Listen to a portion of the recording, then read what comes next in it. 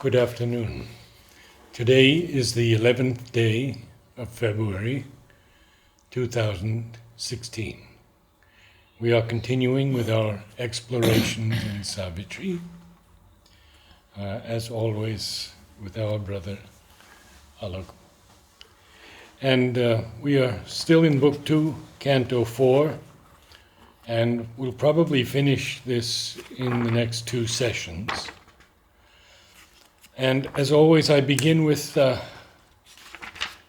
today Narad I am here, I am here.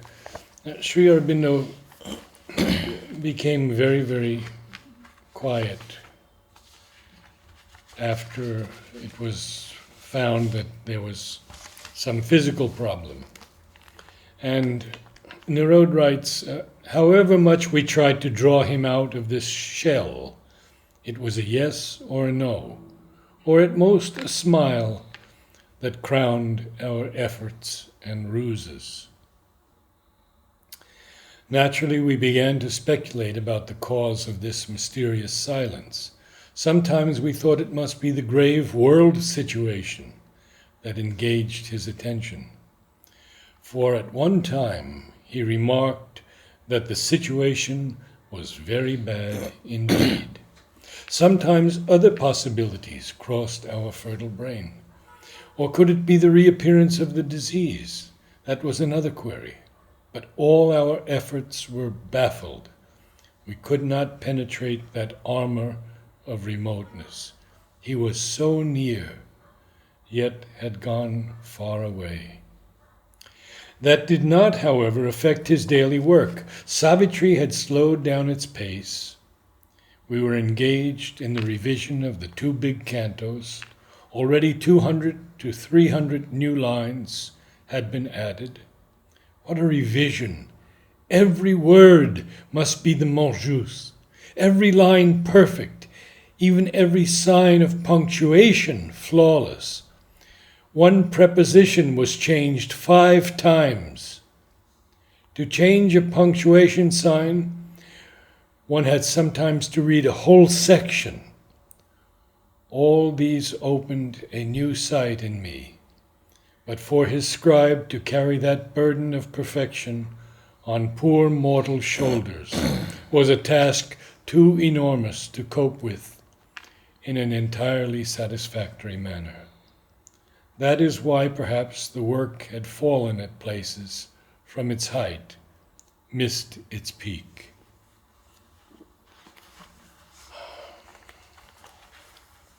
We were on page 146 at the break. Yes, at the break. Good.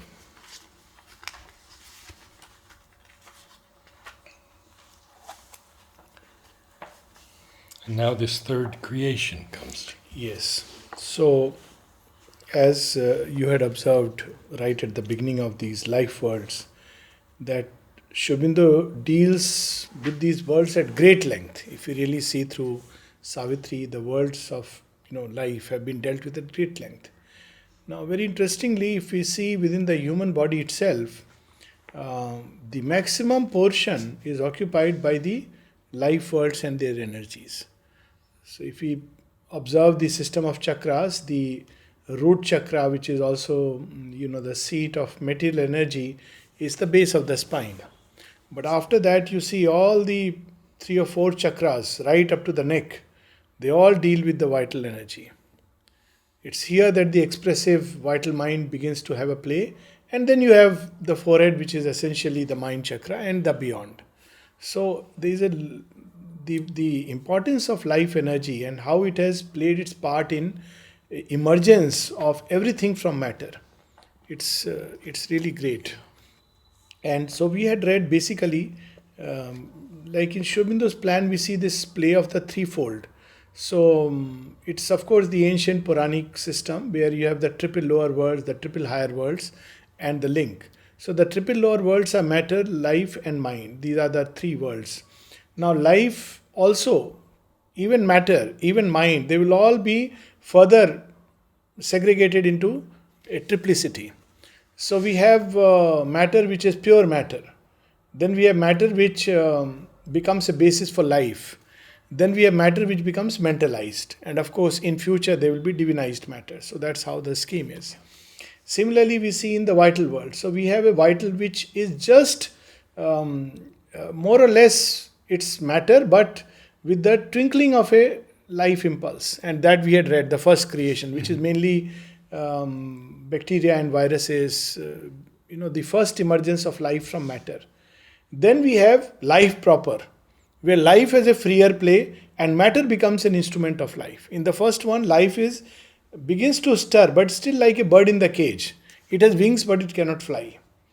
But next comes life, which can use matter for its own expansion. So you have a whole range of creation. We see right from the algae, right up to bird and beast, and even in man. So you see the range of life worlds even manifested upon earth. All these are basically living beings, not yet mentalized. The moment mentalized man appears, it's as if he summarizes and is ready for the next leap. And that's we see in the third stage, where mind begins to emerge out of life. So first creation is where life is completely imprisoned by matter, but it has begun to emerge. The second is where life has emerged and is using matter for its own play. And the third is now mind is imprisoned by life, and there is a glimmer and glitter of mind, but within life. So this is the third creation. A third creation now revealed its face. A mold of body's early mind was made. This body's early mind is, or body mind, if you may say so, works in many ways. Like one of the things is, how do we set an alarm within the body? All the body rhythms follow a kind of biological clock. So where is this clock located? It's basically the body mind. So you decide that you have to get up at 4 o'clock, and if you get a sleep, of course, some people who are prone to get up late, they won't get a sleep if they think they have to get up at 4. But if you get up, you get a sleep, very often around that time, something within the body itself will sense it, and you will get up. So, this everything works in a clockwise manner, all the functions and process of the body, and that's because of the body mind. It's like there is a kind of a mind which is there, which is imprisoned at the mercy of life impulse and the body, but yet it serves. But it can set a program. It can program exactly the way mind plans, programs. So it plans and programs. And that's how habits are formed. We'll see this whole process very fascinating. A glint of light kindled the obscure world force. So before it, the life worlds are still obscure. Something awakens, which kindles it. It dowered a driven world with the seeing idea. It dowered a driven world with the seeing idea and armed the act with thought's dynamic point. A small thinking being watched the works of time. So with mind comes this capacity to reflect and correct. So there is the sense of the idea, which we can see actually in higher animals, the typical story of the crow, crow's intelligence, that it's putting pebbles so that water can rise up. So though in Aesop's fable it's shown as perseverance, but it's not perseverance, it's the emergence of the mind. You see how a bulbul makes its nest. So you can see there is a very early, it plans it with all the perfection of an engineer. And does it so well, gathering things from all the places if it knows precisely. So there is a kind of idea which is operating within small and narrow limits, and it's able to watch itself. This is the first thing which begins to come up. And often within a species. Yes. I have seen in Mother's Garden, I have many birdhouses for nests. Right. Each one chooses a different material. Yes. One will take moss, one will take leaves. Yeah. And intricately sew together the perfect nest. Yes. So this is how the mind at the service of a living creature begins to emerge. A difficult evolution from below called a mast intervention from above. This is how all evolution takes place. That first there is a straining, striving, struggling, And then comes a point which is called nowadays by evolutionary sociologists and evolutionary biologists, which is called as a tipping point. So it takes place in yoga also, individual yoga and collective yoga. That there is an effort, a straining, a struggle. And well, nothing much really happens. And then suddenly all this struggle and striving creates a kind of energy field inside, and the whole thing bursts and there is a reversal of consciousness. So there comes a tipping point. So whenever point comes, suddenly there is a absolutely a jump. New things will come in, new things will emerge. The whole organizations will change. So we see this happening in collective evolutions also. So it's a But tipping most point. of them don't see the masked intervention from above. Yes, they don't see. Because of this. So same thing with supramental evolution. For a long time, mind will strain, struggle, strive, and there will come a point when a chunk of humanity, a sizable chunk, is seeking for something else, something other than this mental world. It'll be sick and tired of this moving in circles of the mind. And then there is this sudden bursting forth. Of course, the intervention in is already there. Mother has spoken about it, but it will need this kind of struggle from the mind, from the mental being. So the evolutionary leap is always preceded by Always, the masked yes, intervention. they go together. Yes. Always. Yes. So there is, and if we look back, already this process had started. This churning process. Now it's happening more and more. So we have to look actually for solutions beyond the mental domain. This for those who really want to take up the evolutionary path. If we fall back on mental solutions, then we are still moving in the circle. So what mind does is, it will say, okay, fine, I'll solve the problem in this way. So it'll give a very neat mental solution, and you feel, we have solved the puzzle. But only for a while, and the puzzle returns and returns and returns, till eventually you decide, at something in you chooses, well, that I have had enough of this, something else. We may use the word supermind because we have read Mother and Aurobindo. Somebody else may not use the word supermind, but he knows that there is something else beyond this frame, Yes. which one seeks. So here is, of course, an earlier phase of evolution when there was an intervention from the mind. And the Mother has described this in great details in one of her, it's there in Collected Works, Volume 10, where she speaks of this mast intervention, and as a result of it, when the first early humanity came up, which was very much like the animal. And she also points out that probably it was this side or that side, most likely Java. And it was very much in harmony with nature as animals are. And then, of course, it lost that. Else this great, blind, inconscient universe could never have disclosed its hidden mind, or even in blinkers worked in beast and man the intelligence that devised the cosmic scheme. So mind is not, we normally associate it with humanity. But mind is a plane of consciousness. It's a cosmic mind, a cosmic intelligence. Human beings are its instrument where it manifests itself. So Aurobindo is saying that this intelligence which has devised the cosmic scheme, the way the stars would move in space, it has set everything to a certain order and rhythm. If we look at the universe itself, we'll see the action of mind everywhere. You look at the solar system. I mean, it's amazing. It's like, who could have casually, it's like thrown balls like a mighty juggler. And they're moving for billions of years. And so amazingly, beautifully, life is emerging, seasons are changing. So there is a kind of cosmic order which has, creates rules and even laws of physics. But this cosmic intelligence suddenly manifests in the beast and man. And Because that, of this and that voice intervention. from below, Yes. when we get into the three Madonnas. Yes, says that's right. Describe the meters and the rhythms of the Yes, stars. of the stars, exactly. At first, he saw a dim, obscure mind power, moving concealed by matter and dumb life. It's a very picturesque description.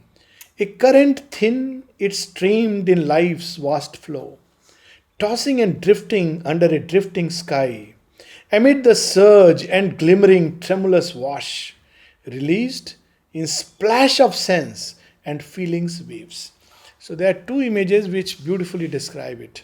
One is that, if you see the sea at night, you see that, light, moonlight or in light, it just floats. It's there and it's gone. It's there and it's gone. Yeah.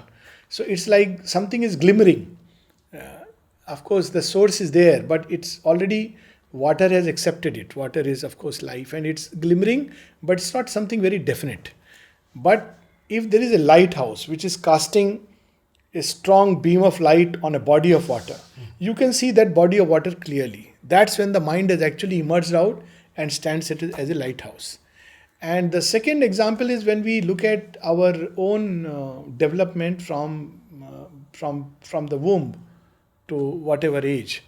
Now it's very interesting, two different perspectives we can have. When you see children suffer, below maximum mortality rates are during first year of age. So a lot of people feel, oh, why is the child suffering so much? Why should children suffer? But if we look back into our own childhood, I wonder if anyone can recall what was happening before 1 year of age. We were alive and we are human beings, but we don't remember. In fact, most of the time it's after 2 that some odd memories will come. So that's how the mind begins to emerge. Earlier, before that, it's mostly life. It's a form of life, very much like an animal kind, which is just living. And this obscure mind power, this mind power which is emerging out of life, will give it certain things like hunger, thirst, imitative behavior, those things which you see in an animal. That's what this mind will endow it with. In the deep midst of an insentient world, its huddled waves and foam of consciousness ran, pressing and eddying through a narrow strait, carrying experience in its crowded pace. So what this mind is doing, it's beginning to accumulate all kinds of experience, touch, contact, everything, like children. Yeah. It's just taking it and sorting out the data. Right now it's like data is being fed into the computer. It doesn't yet know how to utilize the data. That programming will come later.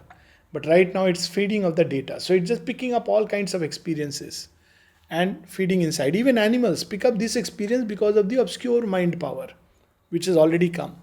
More sensory. More sensory. Yes. The early mind is purely sensory. Yes. Pure sense experience it picks up. That's why people say that, when a baby is born, the first thing that it responds to is touch.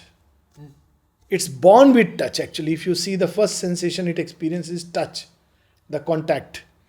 And so touch is so important in the early years of life. Then it responds to sound and sight. They come later on. Even smells. So these are the things babies respond to.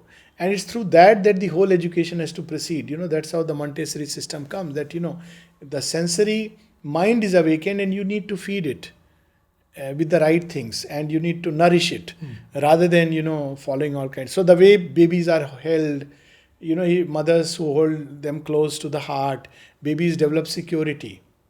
And if they are just left in the crib for long periods, it's not good, because they have a different kind of feeling. They feel very insecure because they need that contact through which they feel the sense of protection and security. So many, it's a whole world. If you explore the sensory mind and how it functions in children, they don't have concept. She is my mother. Even if a chimpanzee holds a human baby, it will believe it's his mother and respond to the chimpanzee that that's my mother.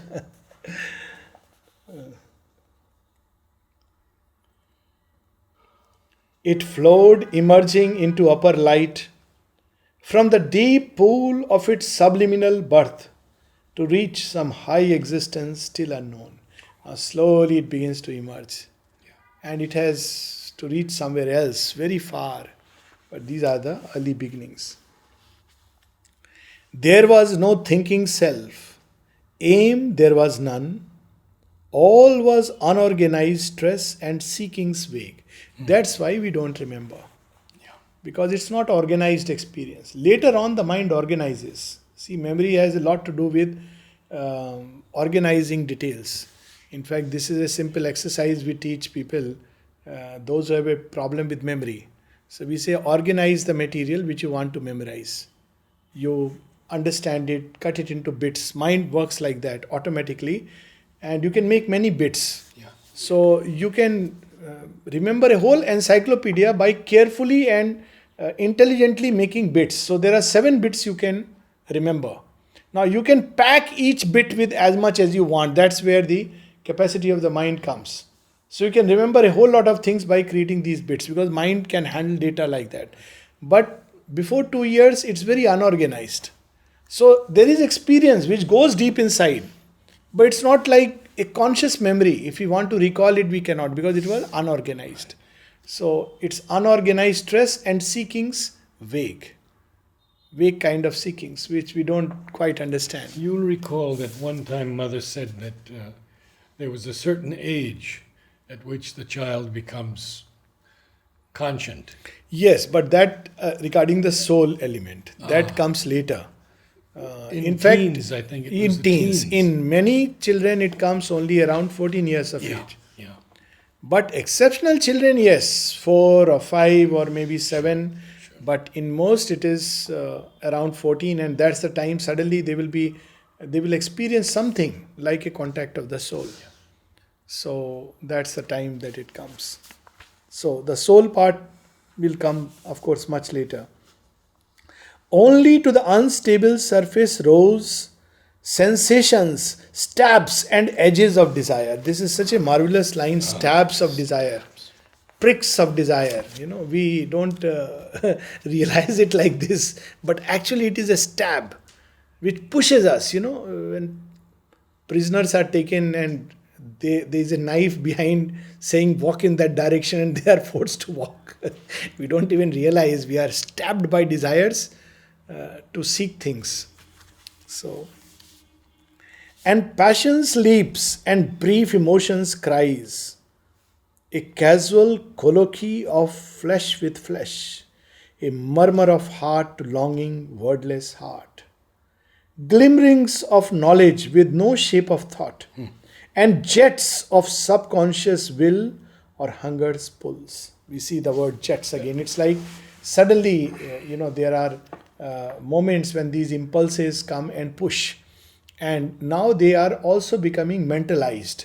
So there is some kind of a vague experience which begins to become organized we see this in an animal world, these longings which come, and if you look at it, you will feel that animals are very intelligent, but they are being pushed. The mind is literally using the living form for its own expression, like courtship dance. It's amazing. How does it really take place? Or certain sounds, we see this here, emotions, cries, which animals take out instinctively. You see a dog, when it is angry, when it is hurt, when it's enjoying the master's company, he'll take out different kinds of sounds. And you can study it and even understand. Yes. So how is it that, they know? Nobody has taught them languages, and yet they know. They know. All was dim sparkle on a foaming top. It whirled around a drifting shadow self on an inconscient flood of force in time. So this is how we see some semblance of a mind emerging. But then the next thing will be, the mind will not remain always subservient to life. It will begin to give a concrete form. That's the purpose of the mind. So mind in its origin is Maya. That's how Aurobindo used the word.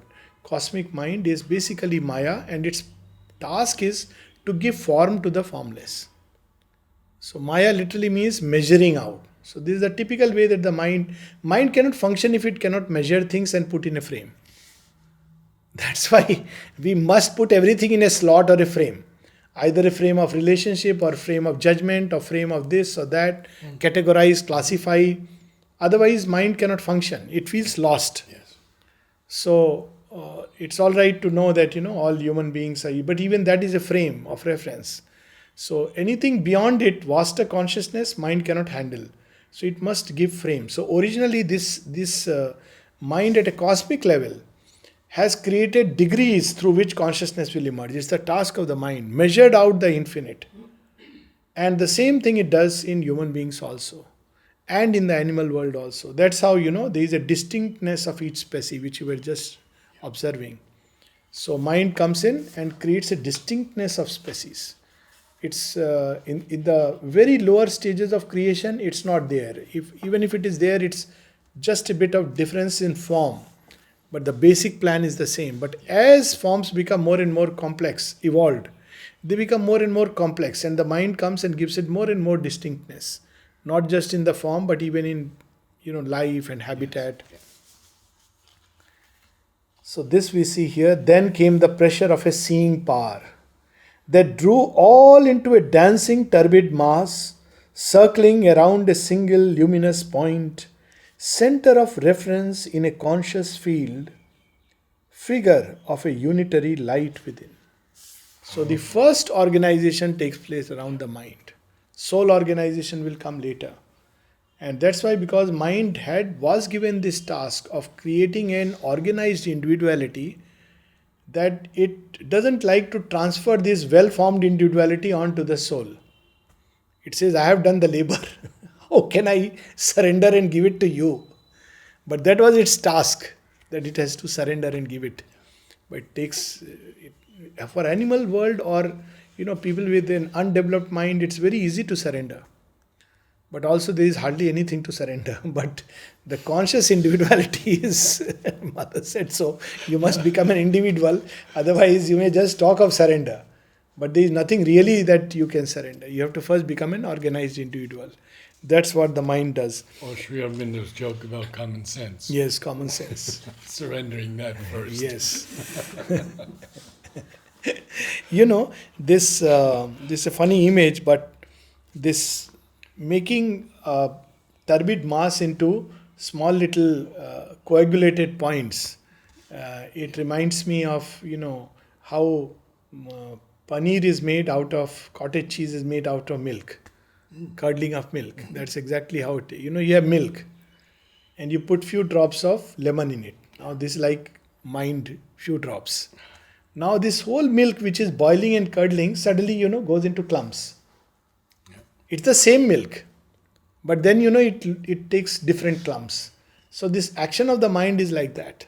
It tends to create certain forms. Now you see, psychologically it's very easy to understand. Psychologically, how we feel we have become an individual, out of universal nature, we'll pick up, mind will throw its light on certain areas.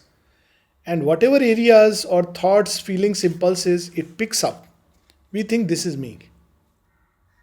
And the rest is not me. Now, if somebody else, mind is throwing light on another area, oh, this is me. It's like in water, you can make little circles and say, this is my water. That's your water. That's somebody else's water. And then we wage a war. So, but mind functions like that. It demarcates territories. Or building houses. This is my house. But whose land is it?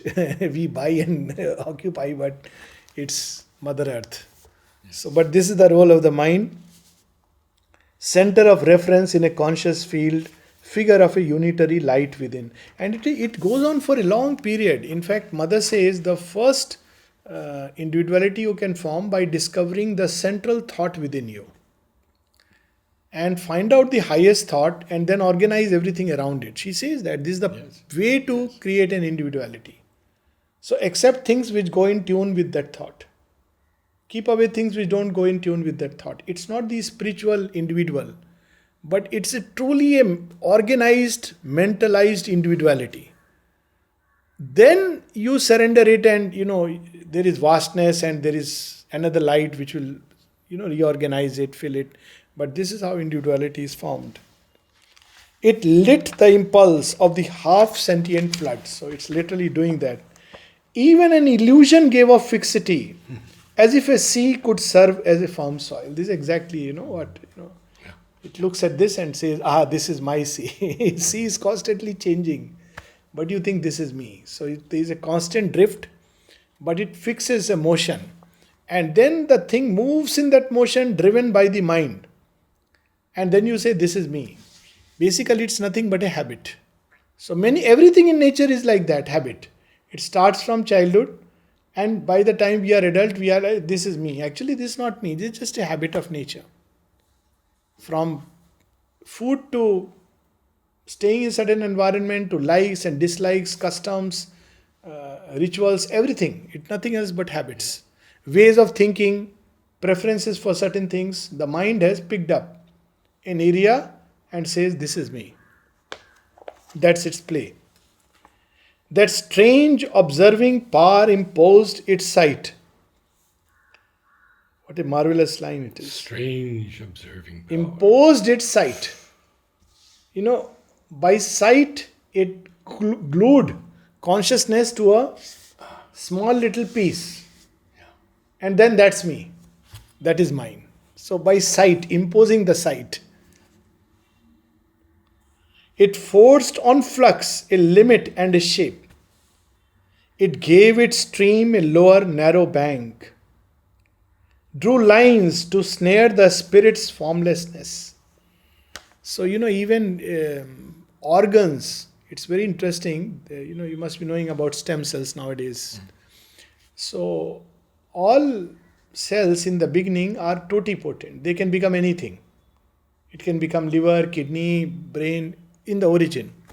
Then the action of the mind, of course, we don't use the word action of the mind. We just say it's a blind genetic mechanism. But obviously, there is something very consciously, juggling it. Yes, forming it. Yes. So it will break up into 3 layers: ectoderm, mesoderm, endoderm. Then you will see from that common stock different things arising. Then cells become specialized much later. Yeah. So mind makes them specialized. Then they become rigid. They can't function in any other way. But it has been proved, like stem cell, and before that, that famous case of cloning, that actually these cells which have become specialized still have the potential of being totipotent. Under certain conditions, skin cells can act as a reproductive cell and create another being out of you. But normally they would not, because they have been indoctrinated by the mind that you are capable only of reproducing skin. Don't do anything else. And they stick to that habit. So much of that I can't do it is simply because the mind has imposed a limit. But the moment the mind opens up to a vaster light and says it's possible, then it begins to change. But it must admit that higher possibility. Yes. Mother speaks about it great length in the agenda. Oh, yes. She says, all my life I have struggled against people fixing things and this habit, that they have formed. And mother's life is such a singular example. Many things, but one of them, that how she could change everything. Things which people would get stuck to. Imagine, coming from France to India, such a big climatic change. She doesn't feel the urge to go back, at least for a change in summer. And she's so happy. Then for a long time in a room, she didn't prefer air conditioned and all. So she lived like that, without ever complaining that, I'm feeling hot, it's such a sweaty weather, I need to take bath more often. None of those things. Her feeding habits change because Indian food is so different. Then suddenly at a certain age, because of the requirement of the work, she takes up tennis and starts playing tennis. At 70, someone starting to play tennis again, having left for a long period, it's only possible when, there's a tremendous degree of plasticity in nature. Even a body used to change like that. So what a plasticity. And that's why Mother says for evolution, one of the most important elements is plasticity and wideness. 2 things that the mind denies. It fixes things into a rigid mold, so no plasticity, and a narrow mold, so no wideness. And it must open into this realm. So we see it forced a flux on flux, a limit and a shape.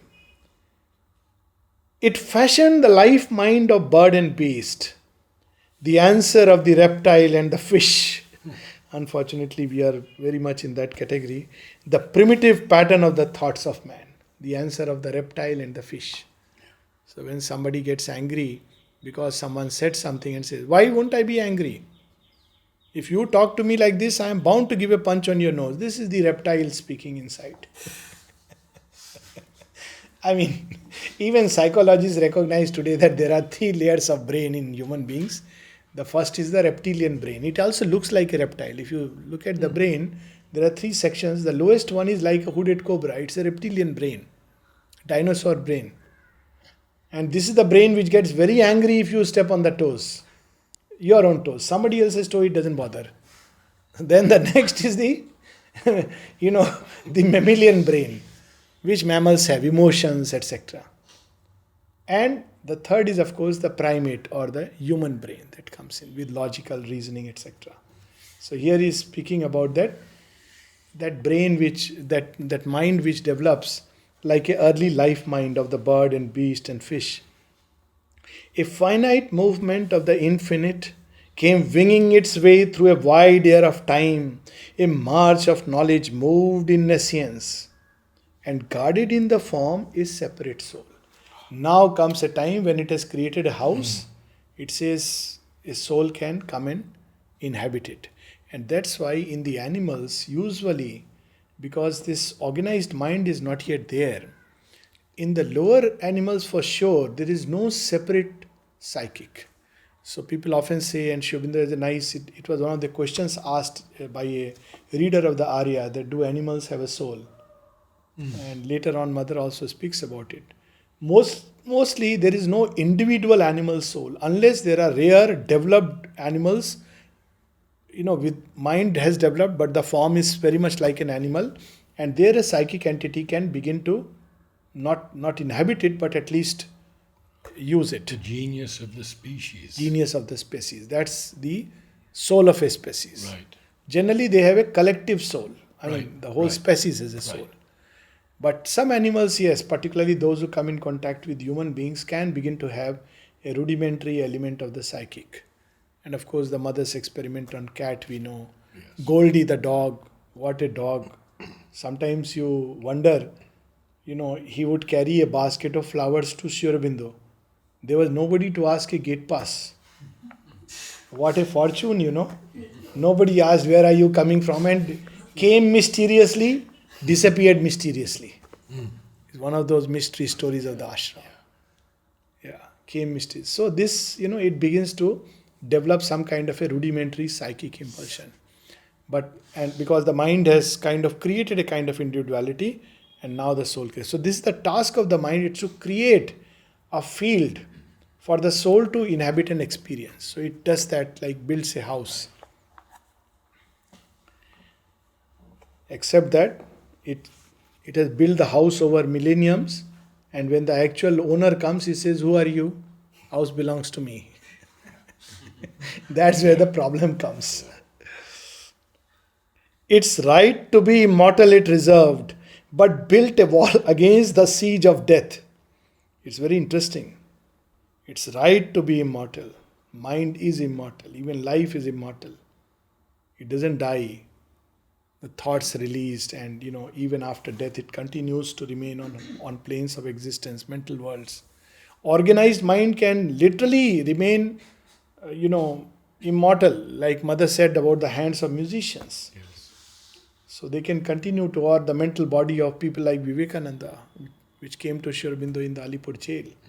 So it can go to that extent, because essentially it's only material form that has this need for disintegration.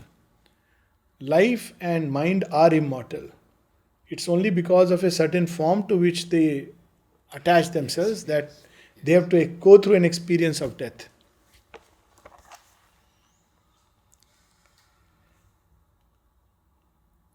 But built a wall against the siege of death and threw a hook to clutch eternity. So interesting. A thinking entity appeared in space. A little ordered world broke into view, where being had prison room for act and sight. a floor to walk, a clear but scanty range. So there is a kind of clarity of thought which people say, no, I am very clear about this. What are you clear about? First look after yourself, then think about others. This they call it clarity. The people who speak like that, and they call it clarity. It's a clarity because there is hardly anything to organize. There is hardly any higher stress, higher impulsion. It's just a little range. And it's much easier to create clarity in that. It's like if you have 2 or 3 cards and you have to build, something good out of that, you can do it. But if you have 50, 60, 70, 100 cards and you have to build something beautiful out of it, it's far more difficult. So as we evolve, complexity emerges and mind finds it very difficult to handle. But in the beginning, it's a scanty room and there is clarity. A tiger is clear. If I am hungry, I need to eat. It doesn't matter. Poor deer, deer's mother, ecology, environment, no problem. So there is a kind of clarity which mind scanty range gives. And people often call it clarity. But that's what, so Aurobindo takes a dig at that. A clear but scanty range. An instrument personality was born, and a restricted, clamped intelligence consented to confine in narrow bounds its seeking. It tied the thought to visible things, prohibiting the adventure of the unseen, and the soul strayed through unknown infinities. The beautiful lines. Beautiful lines. Oh. It tied the thought to visible things, what you were saying. The sense mind. Yeah. Many scientists have this. So one of the common argument that people say that, we don't believe in God because I have not seen it. To start with, your seeing and not seeing doesn't, create reality. I mean, one could answer with a snub. Your seeing, you have not seen even Tokyo and London, so they don't exist. That's absurdity. There are many things we don't see, from bacteria and viruses to electron, but yet they exist. But for this kind of a mind, there's the logic. I have not seen it, so it doesn't exist. There is a whole empirical knowledge. So-called empirical knowledge. Yes, so-called. There is a very interesting limerick. There was a man called Benjamin Jowett. So he says, there was a man called Benjamin Jowett. He studied in Balliol College. And he used to say, all that is knowledge, I know it. And all that I do not know is not knowledge. It's abstraction, it's rhetoric, it's empty words, it's fascinations, it's dreams, hallucination, so many words. I don't experience it. That's the end of the story. Stay with your experience. Be happy. Be content. But that's the early mind. But a great part of humanity is still there. Exactly. Yes. Because mental evolution is not yet over and the divine is struggling to accelerate it through all the gadgets. At least the mind will evolve. It's put onto accelerated mode. Experiences, events, circumstances, changes, flux. So, mind is evolving through all that. Then the spiritual element will come. That's why individualization, the need for individualization that has come up in present age, is a very good sign. It's because we are going through this mental curve. It's later on that, we'll talk about still higher, greater things. Yeah. But the same thing prohibits the adventure of the unseen. If our mind is tied to visible things, believes only in visible things, then how can we even think about daring the unknown and the unseen? A reflex reason, nature's habits glass. Reflex reason. Oh, I got angry because he stepped on my toe. Reflex reason. No more. It's rational. It's seemingly rational. So reflex reason. Nature habits glass. Illumined life to know and fix its field. Accept a dangerous, ignorant brevity. What a marvelous line. Oh. This briefness is so dangerous. So, sometimes when you look at human life, when you were describing Aurobindo's, those days by Nirodha, that human mind is guessing. What could be the reason that Aurobindo is so grave? World situations, illness, this, that. But just for a moment, look at someone who has scanned, as he says, the secrets of the overmind, looked at the entire past and future of the world, and then looks at the human condition, the matter resisting from all sides. What kind of experience would be going on inside? We can't imagine. We can't imagine. I mean, even to ascribe a reason like illness sounds so superfluous. Already knowing that he has Ha! been able to conquer it anytime Anytime he wanted to. Even world conditions, Sri Aurobindo was aware well about what this world is. Long back, he writes to Kishore Gandhi, as for the world conditions, as for the world, I cannot but hold out only cold comfort to you. Things are bad, they may grow worse or worse than worst if that is possible. Yes. And then he says that, well, but those who has practiced yoga know that this is inevitable in the process of evolution. We have to go through the subconscious darkness, but I personally prefer to look at the light beyond. Yes. So my own reason, if I may add to the list, is Sri Aurobindo was looking at that light beyond, trying to pull it, bring it closer and closer. He knew the world. He knew about illness, everything. But then that one option, one chance, he had chosen to, as mother says, 1 year before he had chosen to sacrifice the body. But till the moment comes close, let me pull that light, pull it, pull it, pull it. And obviously, the physical matter which was not ready was beginning to break under that pressure. On one side, absorbing all the darkness, on the other side, pulling the light to annihilate it. Till finally, God's martyred body. Now it is finished, the dread, mysterious sacrifice. So this is what is the last scene in the drama of the Lord. But for us, we accept a dangerous, ignorant brevity. And we try to preserve this ignorant brevity and the inconclusive purpose of its walk and profit by the hour's precarious chance. This is the human life in the masses, in the early humanity. A little joy and knowledge satisfied. This little being tied into a knot. If you look at it from the immensity even of physical space, this little being tied into a knot. It's a knot of energy tied by the mind, giving us an illusion of a separate personality. One of the first things that one has to get rid of in yoga, Mother speaks of it in words of long ago. If you look at your personality, what illusion you carry, this is me. Everything is changing. Each emotion, each impulse, each thought, how they change.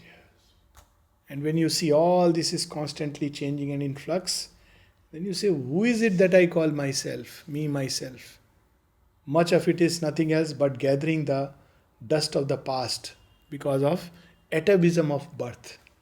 We are born in certain circumstances, we are educated in a certain environment, and we develop certain habitual patterns of thought and feeling, and we say, this is me. And we cling to them. Cling to that. But the real me is hidden inside. So, but that's how the early mind is, a little joy and knowledge satisfied.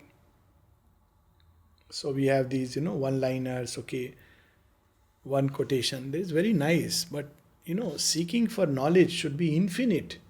One should not stop at any layer. That's how, for anything, it should be an infinite thirst. But we are so readily satisfied. I mean, I could go on with so many examples. A little joy. This little being tied into a knot. This little joy can go to absurd limit. People are satisfied because they had a very nice meal in a particular hotel. They, it was so nice. Yesterday I went to this place. Oh, and that's the end of the story. Little joy. Little knowledge. Read the newspaper and say, you know what I read about stem cell from where? Tabloid newspaper. little knowledge. And we understand now why this little knowledge is dangerous. It's not only dangerous to others, above all, it's dangerous to ourselves because we begin to believe that this is truth, but truth is much vaster. And hung on a bulge of its environment, a little curve cut off in measureless space. Hung on a bulge in its environment. Look at a little ant hanging on a little, protuberance of a tree. That's its world. If it can circle it around, it would be thinking, I have gone around the world. I am the most mightiest ant in the ant world. But when you look at it from the, Oh, someone has said, I think Richard Bach in Illusions, or maybe it's Jonathan Livingstone, no, it's Illusions. What the caterpillar calls the end of the world, the master calls it a butterfly. So where the ant world ends, there a greater world starts. Where the human world ends, there the supramental world has its fullness of play.